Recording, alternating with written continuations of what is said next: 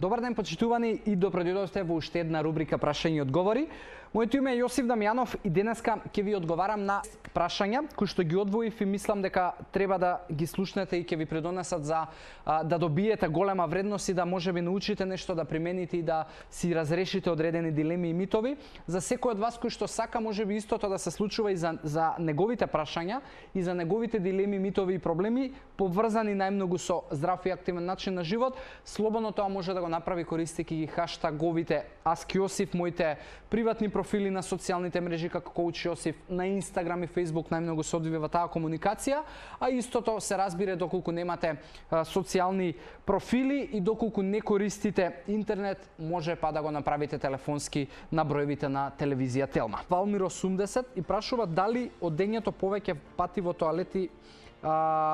има врска со тоа дека имаш побрз метаболизам. Валмир,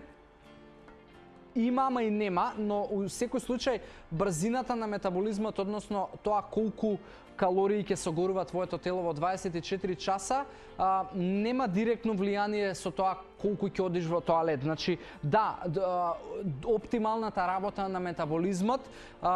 и доказот за тоа е и одењето во тоалет. Но ако само одиш доволно пати во денот во тоалет, а при тоа немаш енергија, можеби имаш проблем со вишокот на килограми, не значи дека имаш добар метаболизам. Значи, има дистинкција помеѓу овие две работи и не секогаш се поврзани.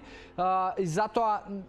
ова ти го кажувам и од искуство, од причина што јас порано кога имав 105 килограми, немав никаков проблем со дигестија, одев редовно во тоалет, но има 105 килограми и немав никаква енергија. Затоа најголем показател за тоа дали метаболизмот функционира добро е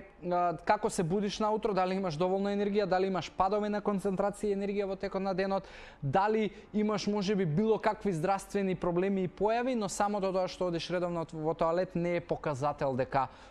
имаш добар и оптимален брз метаболизам, еве како што ти велиш.